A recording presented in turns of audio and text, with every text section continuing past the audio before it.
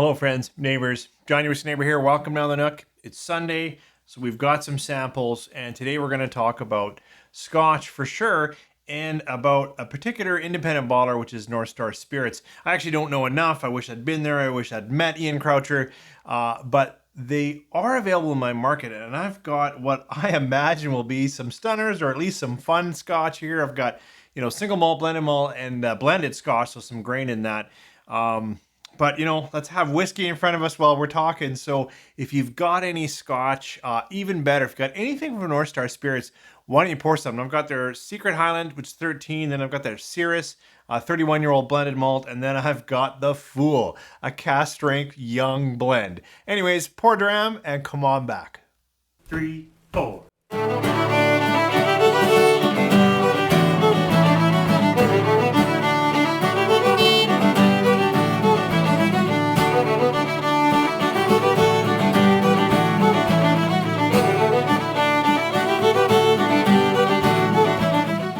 As I said in the opener, North Star Spirits, I think, is killing it. Ian Croucher, I remember reading an interview a long time ago where it seemed him to be saying, like, there I was in my 40s, not sure what to do, and I came across the chance to get whiskey well beyond my means, and I wondered, what if? And I thought, oh man, what a great way to start independent bottling. Suddenly an opportunity to get whiskey beyond your means, and somehow you had enough means to make it happen. Anyways, this is a walkthrough of Scotch. So the first one we've got here is from Dark Cloud Sean. Thank you.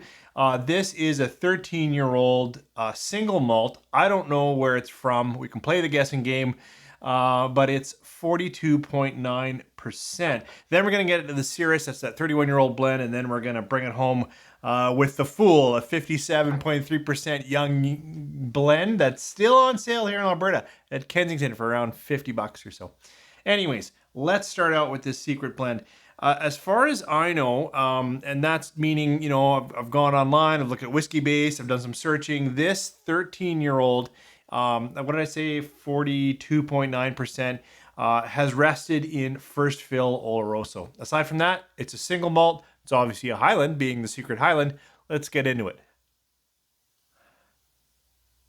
It's got a nice malty sherried nose. We've got a little bit of some berry and some dark fruit. It's not overwhelming. It's not broody, but it's got a little bit of that sweetness, and then of course that malt, slight nutty, slight cream. Yeah, sherried Scotch. Let's try it on the palate. Cheers, sláinte. Oh, that's much nicer on the palate. The nose is good, but the palate actually brings in just a nice creaminess, nice mouthfeel. A little bit of vanilla, a little bit of light oak, but not heavy in any way.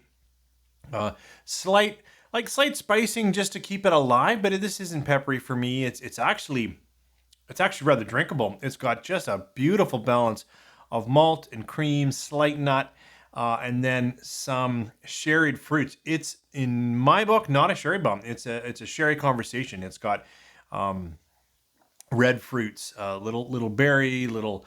I don't want to. A lot of red fruits are very strong and characteristic, but it's not prune. It's not leathered. It's not musty. Instead, it's little cranberry because it's kind of tart. Little strawberry, little raspberry, that kind of notes, I would say. But I'm gonna come back to that creaminess. There's something about the mouthfeel for me. It's got like a whipped vanilla cream, a little bit of marshmallow. That's too sweet, but something going on that's playing really nicely with the sherry. So for me, that's just an enjoyable dram. So thank you, Sean. Now, possibly the star of the show here, just in terms of it being a 31-year-old blended malt. I don't get into those ages very often. In fact, the only time I'm getting into those kind of ages, I'm probably drinking one of Canadian Club's Chronicle series in the 40, 41, 42, 43. It's like, now I'm in the 40s. I just don't get Scotch in the 30, 40-year-old range. It's just priced above it. I think when this came out in my market, or at least in Canada, it actually was priced very reasonable, and I wish I had seen it for that 150 Canadian kind of range for a 31-year-old blended malt. Now, there's a lot of rumor on here because this is I'm hoping a stunner of a bottle, but certainly a well-known release. I saw Ralphie did it. I didn't actually see the whole video. Sorry, Ralphie, but I saw that he did a video, and I've seen others do video, and there's rumor, as I said, rumor that this. Oh, not a rumor though. Is this beautiful color is natural, non-chill filtered. Actually, all of them are. North Star is great for releasing how it should be, even when they're low percent. And speaking of low percent, this is 43.1% and cask strength. Now, there's lots of ways, since it's blended malt, did they, how did they create the blend, and what were the various proofs? I don't know. But certainly that is very low for a cask strength blended malt. Blended malt means, it's a variety of malts, all single malts, but it could be 2 distilleries, 2 single malts. It could be 5, 6. We don't know.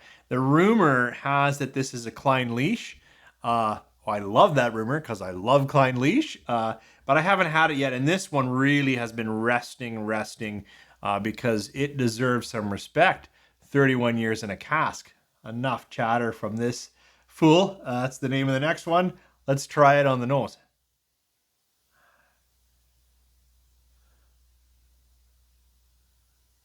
Boy, I think I didn't say it's only ex-bourbon, and it is speaking vanilla, light caramel, and oak.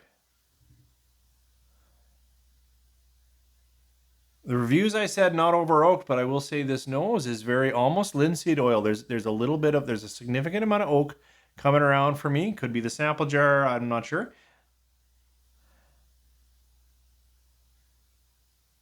But it's got that light vanillas, light toffee. Some malt sugars in there, but not as sweet and as prominent as this one. Let's give this one a little sip. Sláinte, and thanks again, Matt. Whiskey on the West Coast. That's really nice in the palate. And I think the palate, now when I go back to the nose, will be why so many people have shared this is a great Scotch.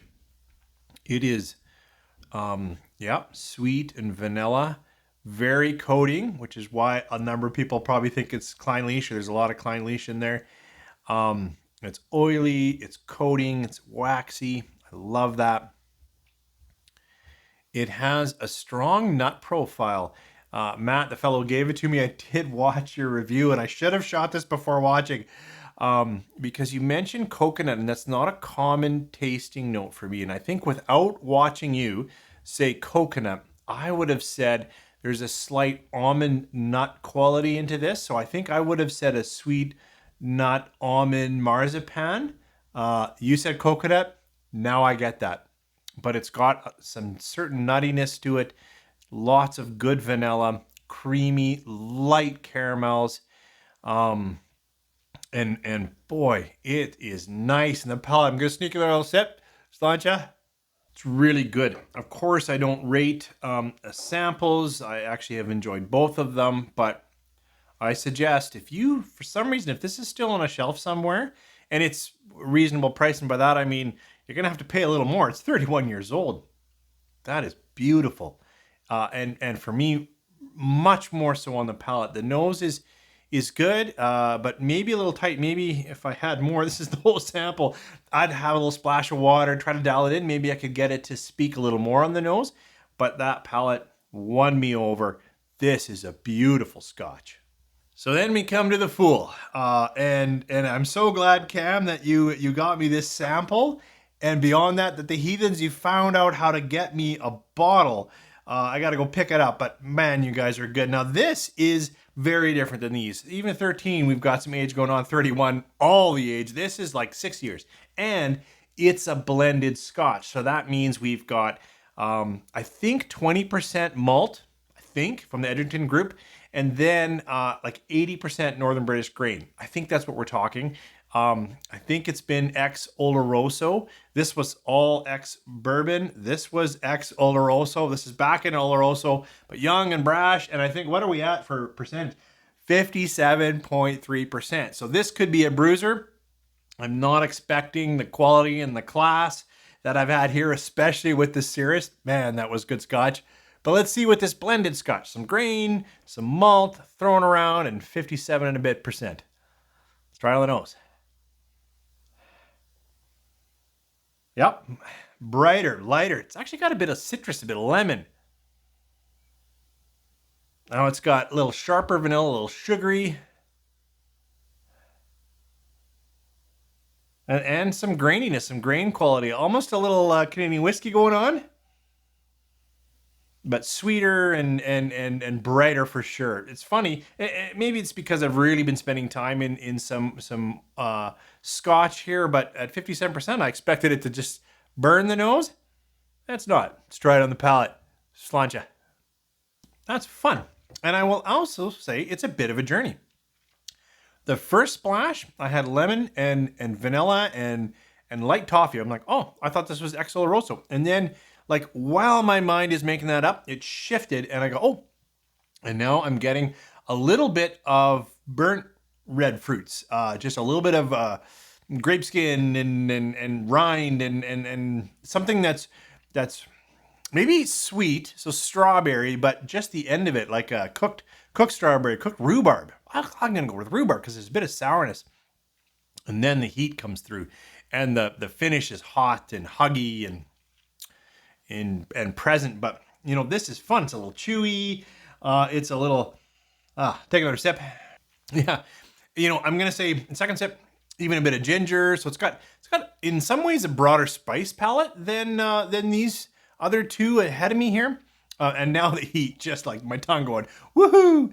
So I'm glad I left it to the end, or it would have blown out my appreciation for, you know, this beautiful 31-year-old. Is this fun? Absolutely. And like I said, at $50, $55, something like that, Kensington and Calgary, like this cask strength 57% blend is fun. Like it's certainly worth it. I would grab it. Is it as nice as these? You know what's interesting is I almost prefer it to the 13. The 13 is really good, and if it didn't have that creamy mouthfeel, I'd be a little underwhelmed. I'm drinking a lot of sherried Scotch lately, like a lot of 10 to 15-year-old sherry Scotch, and it plays exactly there. Yep, it's between 10 and 15 years, and it's sherried. It's got a nicer creamy mouthfeel than some of the more generic blends I've had. But this is more exciting, and I would probably pour more of this to this, even though I'm sure this is a better dram. Without any doubt or any reservation, this 31-year-old Sirius, if you see it, buy it. It is gorgeous. This is clearly the best Scotch up here by anybody's measure. Even if you and I disagree on some subtext or some flavor here and there, I'm pretty sure we're going to say, yeah, that's a pretty darn good Scotch. Oh, thank you, Sean. Thank you, Matt. Thank you, Cam and the Heathens. You guys keep me in this journey together, and I appreciate the samples. Why don't you guys share what you think of Northern Spirits or any of these three? What do you think of independent bottlers, or what do you think of these? It'd be nice to hear your thoughts. Have a great week.